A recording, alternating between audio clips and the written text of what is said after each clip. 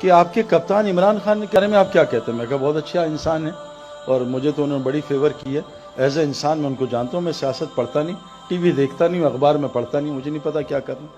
کہہ رہے جب سے وہ آئے معیشت تنگ ہو گئی ہے۔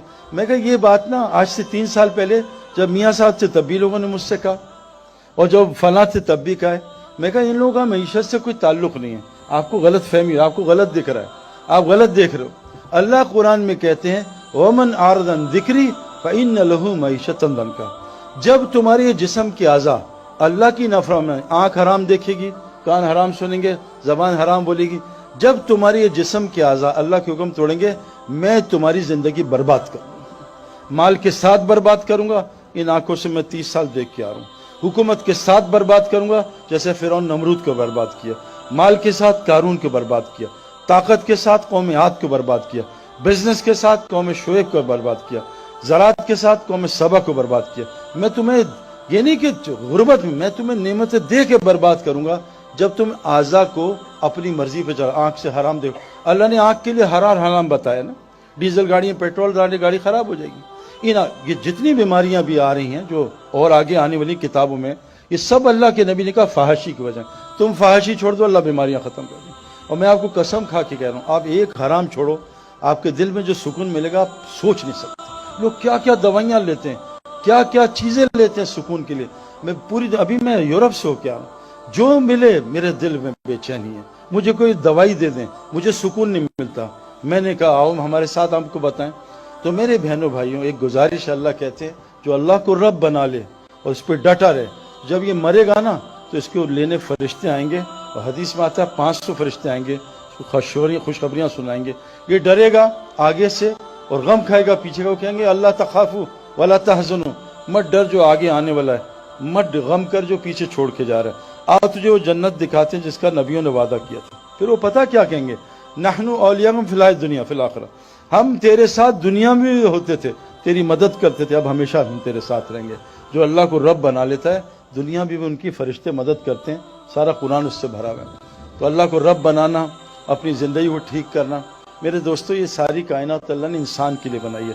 میری ایک گزارش آپ سے ایک سوال ہے، کبھی سوچنا، مجھے 37 کی ایج میں کسی نے مجھ سے پوچھا تھا، ایک آدمی نے، اور وہ نیا ریورٹ مسلم تھا، اس نے کہا تم نے کیا پڑھا ہے؟ میں نے کہا کمپیوٹر سائنسز پڑھی ہے۔ تو تم کیا کرتے؟ میں کرکٹر ہوں۔ وہ کہا کرکٹ سیکھی تھی؟ میں کہا سیکھا۔ کمپیوٹر سائنس میں سیکھی۔ وہ کہا تب یہ انسان بننا بھی سیکھا ہے؟ میں کہا نہیں، یہ تو نہیں پتا کیسے ہوتا ہے، انسان بننا بھی سیکھنا ہے، اور کائنات کا سب سے مشکل کام انسان ہے۔ انسان بن جاؤ، اللہ کہہ رہے ہیں ساری کائنات کہ انسان کائنات کی سب سے خوبصورت ترین چیز ہے۔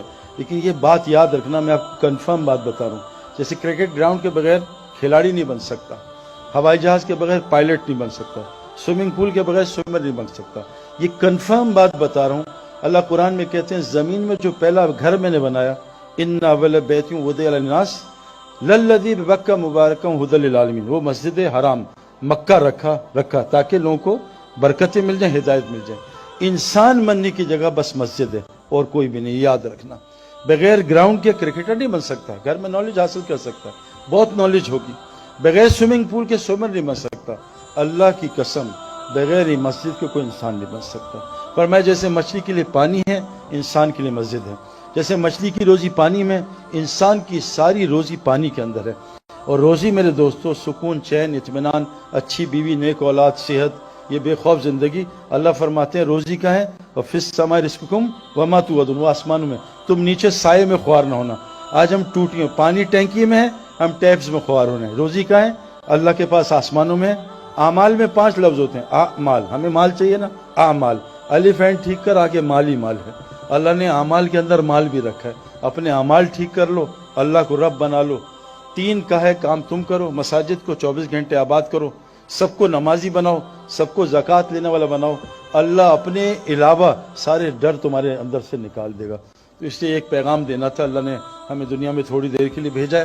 حضرت محمد صلی اللہ علیہ وسلم آخری نبی ہیں، اب کوئی نبی نہیں آئے گا۔ اب یہ سب عورت مرد کی ذمہ داری ہے کہ ہم سب مل کے اس کی فکر کریں کہ میں بھی اللہ کو پہچان لوں۔ اور یہ ساری کائنات 6 بلین لوگ ہیں، امریکہ میں بہترین لوگ ہیں، جھوٹ نہیں بولتے، دھوکہ نہیں دیتے، یورپ میں بہترین لوگ ہیں، لیکن ان لوگوں کو بیچاروں کو مسلمان تو پتہ، اسلام نہیں پتہ، کیونکہ نبی اب کوئی نہیں، آنا نہیں۔ قرآن نے ہمیں ذمہ داری لگائی ہے کہ اب اس امت نے قیامت تک کے لوگوں کو جا کے یہ پیغام پہنچانا ہے۔ اللہ قرآن میں فرماتے ہیں قیامت کے دن ظالم اپنا ہاتھ کھائیں گے، یوم یعض الظالم علی یدہ، قیامت کے دن ظالم اپنا ہاتھ چبا جائے گا، کہے گا یقول یا لیتنی اتخذت مع الرسول سبیلا، ہائے کاش رسول کا راستہ اپنا لیتا۔ پھر رسول کا راستہ کیا؟ قل ھذہ سبیلی ادعو الی اللہ، میں تو اللہ کی طرف بلاتا ہوں، یہ میرا راستہ ہے، اور جو مجھ پہ ایمان لاتے ہیں ان کا بھی راستہ۔ تو آپ سے گزارش ہے، جیسے ماشاءاللہ بھی یہ ورلڈ کپ میں کتنے لوگ اسلام قبول کر رہے ہیں، اللہ نے ورلڈ کپ کو ذریعہ بنایا۔ ہاشم معاملہ ہمارا کرکٹر ہے، کیسا زبردست شاہد جانتا ہے، کتنے لوگوں کو اس نے کلمہ پڑھا ہے۔ ایک ہندو خاندان، اس کے ہاتھ پہ اس کا اسکورر ہے، پورا خاندان مسلمان ہو گیا۔ محمد یوسف کتنے لوگوں کا ذریعہ بنا۔ تو آپ میں اللہ نے بہت ٹیلنٹ دیا، جو کرنا ہے کاروبار کرو، حکومت جو مرضی چلاؤ، اللہ کو ساتھ لے لو اور نبی کا کام اپنا کام بنا لو، اللہ دنیا ہی جنت بنا دے گا انشاءاللہ تعالی۔ اللہ تعالیٰ ہمیں عمل کرنے کی توفیق عطا فرمائے۔